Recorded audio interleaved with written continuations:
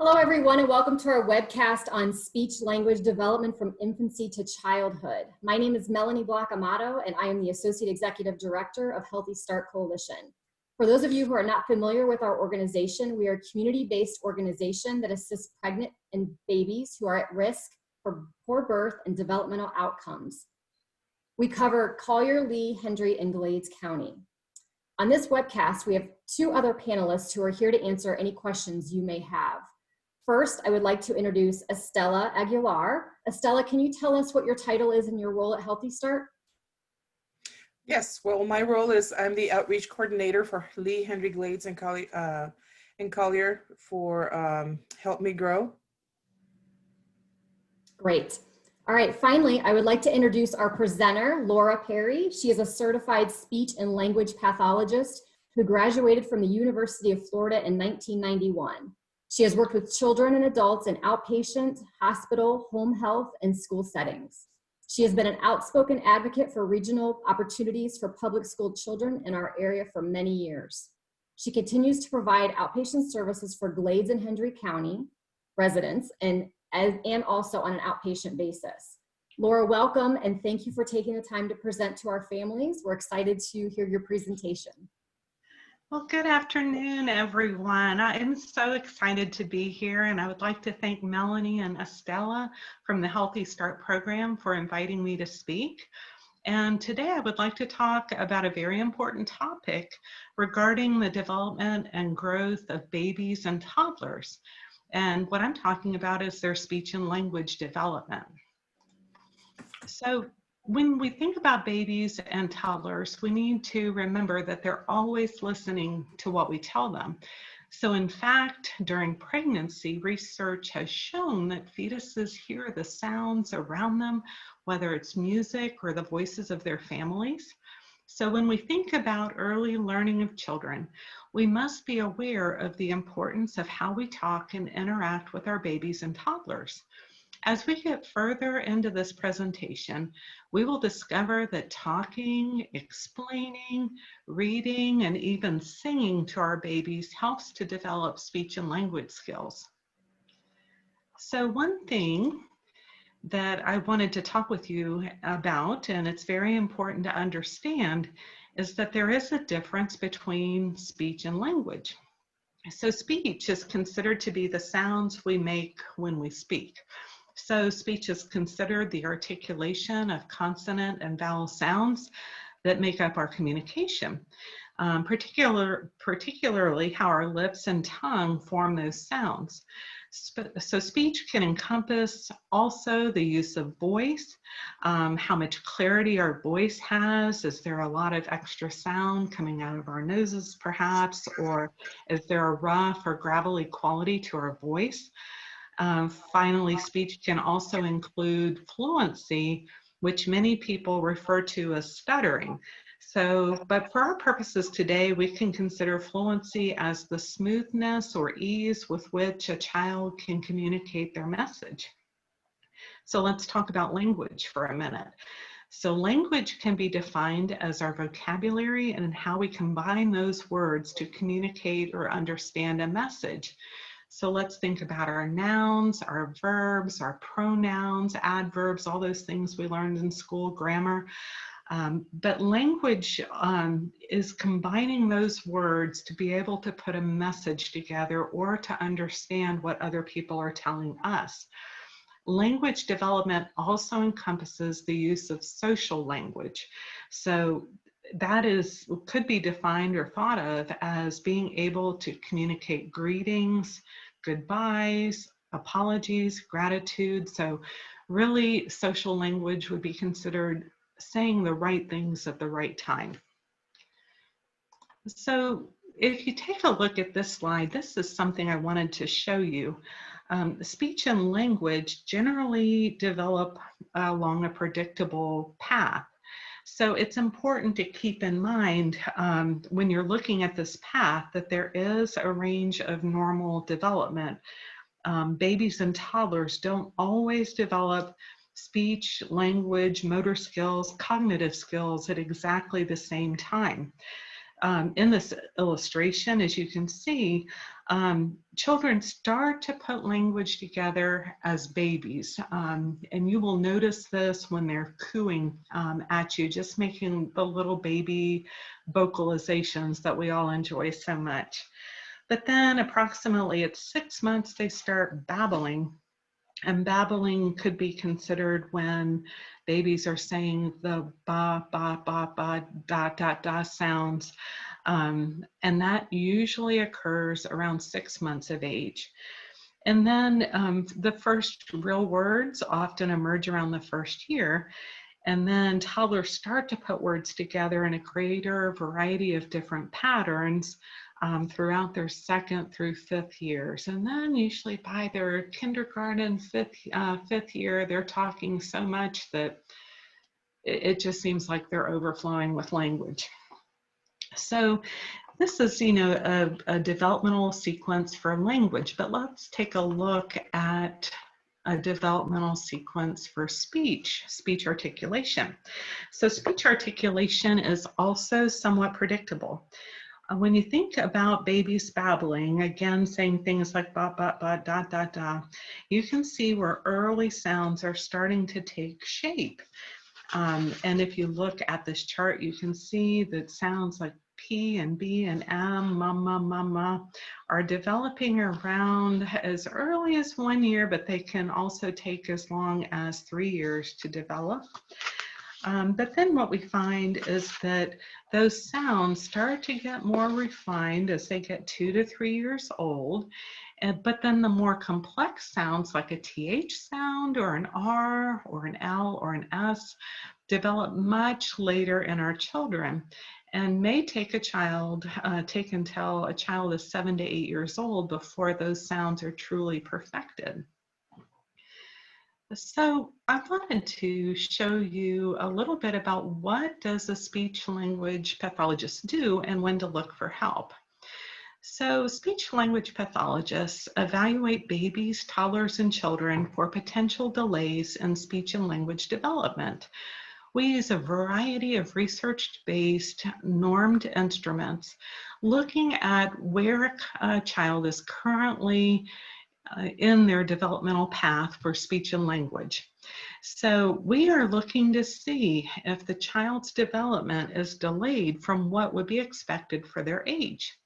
So if a child needs speech or language therapy, we develop an individual therapy plan to remediate whatever areas of difficulty they may have.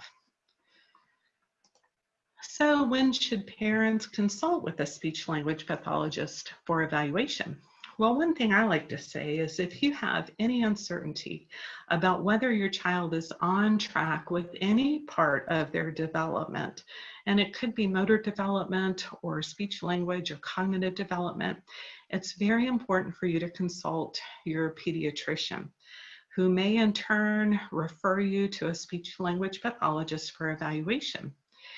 If you notice that your child is difficult for you to understand, or if you have friends or family members who really seem to struggle with understanding your child, an evaluation may be needed. If your child appears to be making adequate progress in their speech and language development, then stop making progress or almost take a backward, turn with their speech and language development. You definitely want to mention this to your child's doctor. Another potential red flag is if your child seems to be a late talker or refuses to talk in certain situations. One more thing, if you notice that your child's speech and language is much different than kids of the same age, you may want to pursue an evaluation. But keep in mind that research has shown that girls generally develop language and speech earlier than boys, but not significantly so. So please don't excuse it away if you notice that your son is not really as talkative as perhaps he should be. There is a difference. Girls are usually much faster with these things, but please don't excuse it away. Check it out. So I would also like to, oh, and here's some other slides that I meant to advance with, but kind of going over a lot of the same things we just talked about. All right, and then I wanted to talk to you about some of these things as well. So this slide talks about ways to support speech and language development at home. And I would like to provide you just with some ideas for enhancing your speech and language, your child's speech and language. And probably the most helpful thing that you can do is to have actual conversational exchanges with your child. And you may be thinking to yourself, my child is a baby and probably is not able to respond.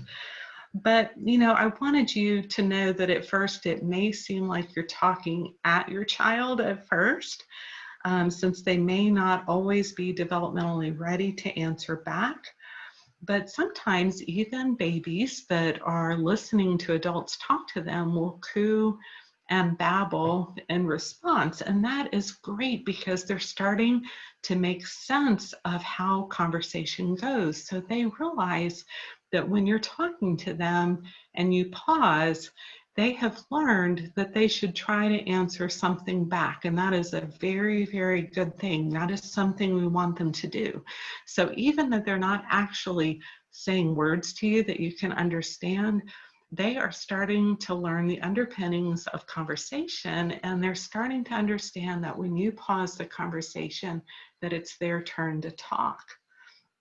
So just keep explaining, keep naming things in your house, in your community, at Walmart, naming items, vegetables, foods, animals, farm animals, vehicles, tractors, anything that you see around your home. It doesn't have to be anything fancy, but you just have to just continually just almost like bombard or flood them with language and vocabulary around the house.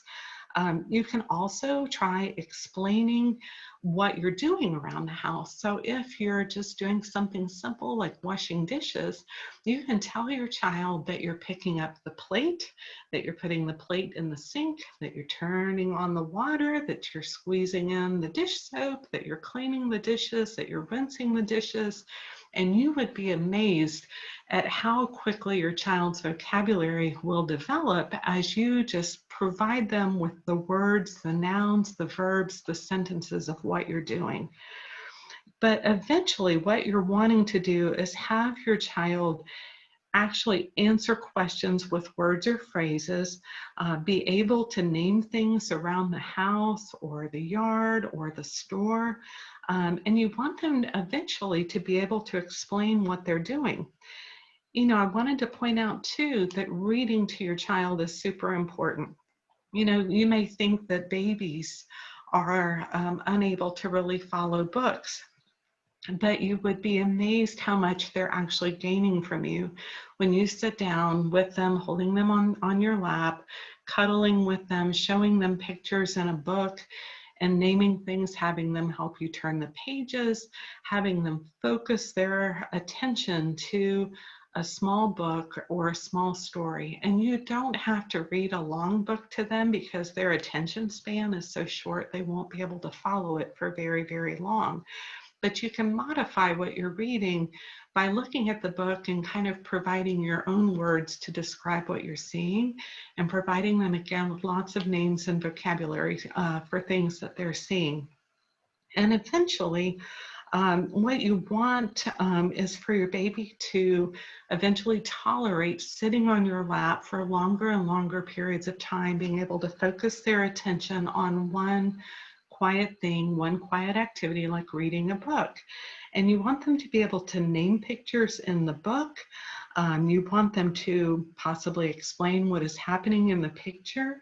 And when they get more advanced, I would love for kids to be able to retell the story back to you and the sequence of events. Super, super important for them. And as hard as it is, one thing I wanted to tell you is to please limit screen time. as much as you can. And I understand there's a time and a place when we need kids to stay busy for a few minutes so we can do the dishes or hop in the shower, something like that. But what happens with screen time is that it's almost like a one-way communication. Babies and toddlers are listening and seeing what's going on a screen, but there's usually not a conversational exchange. And so it's almost like a passive collection of language without the dialogue that's needed and the conversation that's needed. So even though I know babies and toddlers can look at the tablets, the screens a little bit, it will not teach them language. That has to come from the adults around them.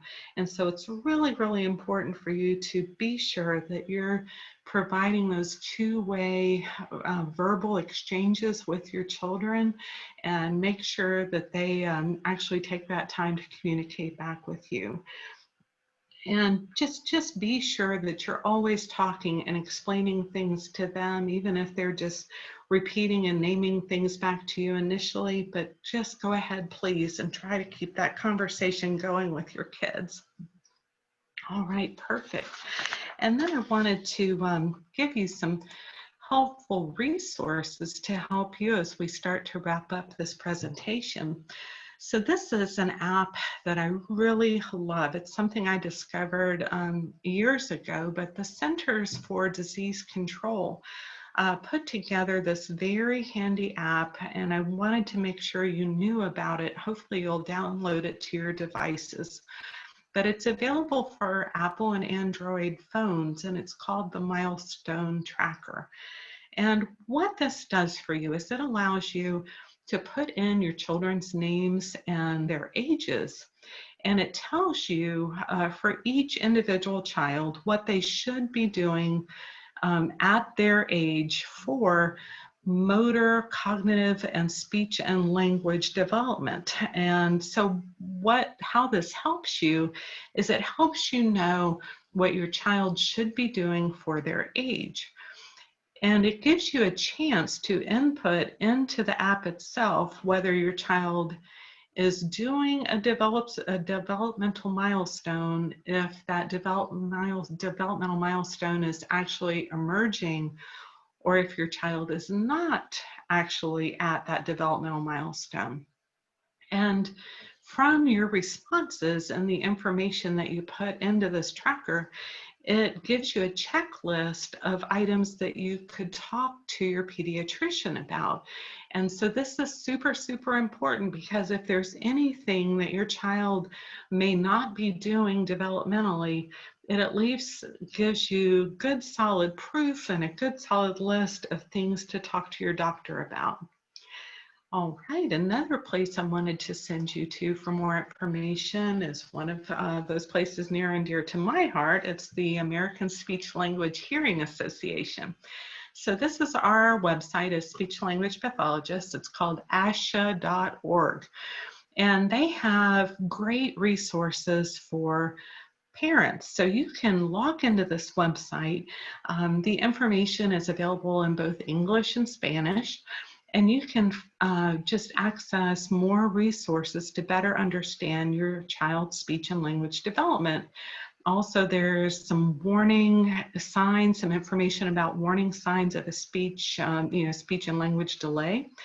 It also helps you find a certified speech language pathologist like me in your area. So with that, I wanted to just go ahead and end my presentation and give others a chance to speak. And if you have any questions, you can enter them into the chat box on this presentation, and I will try my best to answer them before this presentation is over. And if you're watching this via Facebook, I have been told that you can message the Healthy Start program, and they will forward your questions to me. So thank you very much for listening, and thank you to Estella and Melanie, and happy talking with your children. Thank you, Laura. That was great. That was a fantastic presentation. Hopefully some parents were able to get some information from that. And yes, definitely, if you do have questions, You can either go to our Facebook page and put your questions there. You can also, since we're live right now, you can also enter your questions in our Q&A down at the bottom. So if you have any questions, please go ahead and put those in now. Before I do that though, I do wanna return back to Estella. I'm gonna have her speak a little bit more on our Help Me Grow program and how this kind of correlates and coincides with what Laura was sharing today. So Estella, can you share with us a little more about Help Me Grow? Yes, so basically, thank you again, Laura, for providing this wonderful presentation. I've learned quite a few more things to use with my grandkids. But what we do with Help Me Grow Florida is basically we promote early identification for a developmental behavior educational. So parents, what they can do is call, when they call 211, all calls are screened. The United Way is our lead agency. And when they call, they get screened and asked if they have any children under the age of 8. So then what they do is they do a warm transfer, if they do, to Viola, our care coordinator. Then she goes through the process with the parents, does a screening with them, and then if there's any concerns, we help the parents connect to the resources that are out in the community. Help Me Grow is only for Lee Henry Glades. Healthy Start covers additionally Collier County. We don't have Help Me Grow in Collier County yet. But what we do is we have the centralized access point, which is 211, then the data collection with Viola that she does. Then the provider outreach, I do the provider outreach at Lee Henry and Glades. So what I do is I visit the providers, give them information on the program, how we help the parents, and then we connect with the community, with the family and the community. Due to COVID, right now we're not doing any events. We do have a baby shower coming up, and then I'll be handing out, there will be materials for Help Me Grow in there. But the way we connect the parents is, again, if they call 211 or at their providers, we do have tablets at 3 sites, and there's a total of 6 tablets. So what's happening with the pediatricians, what they're doing is they are, at every child well visit, they are screening the children, doing ASQs with them, depending on the age and what they need. And so then those screens are coming into us. Viola handles them, deals with the process, and then connects with the parents. Once she receives that, she sends information to the pediatrician and the parents to connect with them. And that's where you come in, Laura, because if there are children that have any concerns, then Viola is able to connect to the resources that are out in the community as far as speech, behavior, social, emotional. We've even had play therapy that one of our clients needed a couple of years ago, which is wonderful because we were able to find that through one of our resources at one of the network meetings. And so we just want to make sure that it's like the 4 components work together by first parents calling or the provider referring them to us, Viola receiving the information, and then the parents get connected to the resources that are out there. So we complete a full circle. Anytime parents, right now it's dial 211 and they can call and ask for Help Me Grow, and then they connect them to us. So it's a pretty simple program. Help Me Grow has been around for 27 years in the United States, but only 6 here in the state of Florida. So it's only been through the 6 years, but it has come a long way. And right now we have 3 wonderful physician champions, Dr. McCool's, Dr. Villarosa from Henry Regional here in LaBelle, and Dr. Loreto from Lee Physician Group in Fort Myers. So we are so honored to have these 3 physician champions because they back us up as far as the program Help Me Grow and helping promote it. And that's their job. And they don't get paid. They do this as a voluntary basis. And so when we can connect with partners like you, for example, then we find it that it's so amazing how parents can connect to the services that are available in the community, and then they are able to help their children. So again, I want to thank you, Laura, for today. This is just wonderful. All this information, I'm excited that you're here with us today. Thank you, Estella. So I do have a question here, and this is I'm going to gear this towards Laura, and then Estella, if you have anything you want to add.